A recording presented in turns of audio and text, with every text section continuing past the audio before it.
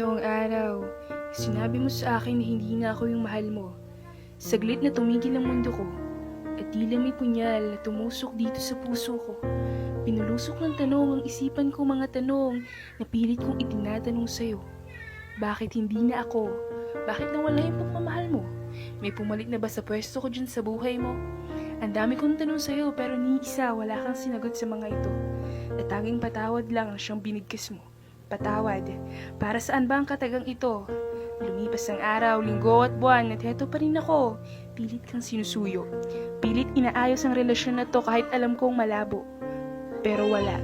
Sadyang hindi na ako yung mahal mo. Ang daming nagsasabi sa akin na tumigil na ako kasi meron ka ng bago. Ayoko sanang maniwala kung hindi lang nakita ng dalawa kong mga mata. At sa hindi ko na mabilang ng pagkakataon, muli na naman akong lumuha. Lumuluha ako habang pinagkakatitigan ng litrato ninyo kung saan kita ko ang pagmamahal mo para dito. Ang sakit. Ang sakit-sakit makita na masaya ka na sa iba. Ang sakit malaman yung katotohanan na pagmamayari ka na ng iba. Ang sakit tanggapin na may mahal ka ng iba. Mahal, wala na ba talaga? Wala na ba talaga tayong dalawa? Tapos na ba talaga ang ating istorya? Mahal, kailangan na ba talaga kitang bitaw at tuluyan ng kalimutan? Alam kong hindi tama pero masama bang umasa na sabihin mo ulit sa akin ang katagang mahal pa kita. Ngunit ang katiting kong pag-asa ay tuluyan ang nawala na sabihin mo ulit sa akin ang katagang hindi na kita mahal.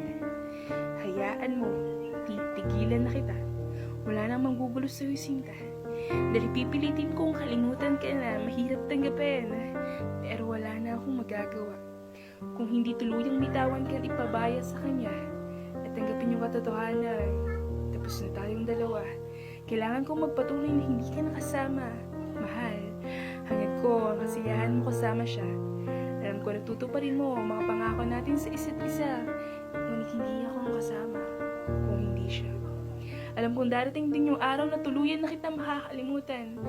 Tuluyan na kitang mabibitawan. Mahal, hayaan mo sana akong sabihin sa'yo sa huling pagkakataon na ito ang katagang mahal kita at hangad ko ang kasiyahan mo sa piling niya.